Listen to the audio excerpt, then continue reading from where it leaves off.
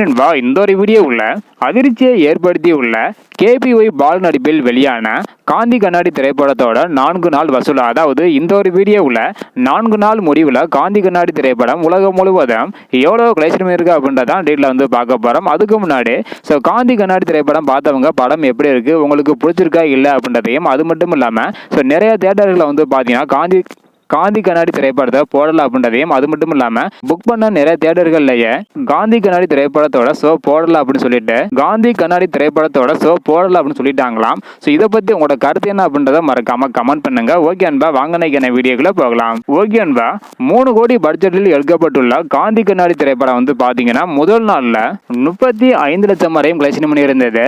சனிக்கிழமையான 2வது நாள்ல 45 லட்சமும், சண்டையில வந்து பாத்தீங்கன்னா 65 லட்சம் வரையும் கலெக்ஷன் பண்ணி இருந்தது.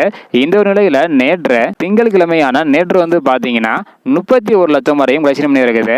அதாவது பாதியாக வசூல் வந்து பாத்தீங்கன்னா குறைஞ்சிருக்குது. இதன் மூலம் 4 நாள் முடிவுல இந்த ஒரு திரைப்படம் 1 கோடியே 76 லட்சம் வரையும் கலெக்ஷன் பண்ணி இருக்குது. இந்த ஒரு திரைப்படத்தோட பட்ஜெட்டை எடுக்க இன்னும் வந்து பாத்தீங்கன்னா 1 வீக் ஆகும் என எதிர்பார்க்கப்படுகிறது. ஸோ படத்தோட பட்ஜெட் 3 கோடி என சொல்லப்படுகிறது. ஸோ தற்போது வரைக்கும் 4 நாள் முடிவுல 1 கோடியே 76 லட்சம் வரையும் கலெக்ஷன் பண்ணி இருக்குது. இதை பத்தி உங்களோட கருத்து என்ன அப்படின்றத மறக்காம கமெண்ட் பண்ணுங்க.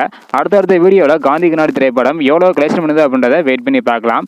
இந்த வீடியோ பாத்தீங்கன்னா மறக்காம எல்லாருக்குமே ஷேர் பண்ணுங்க. தேங்க்யூ.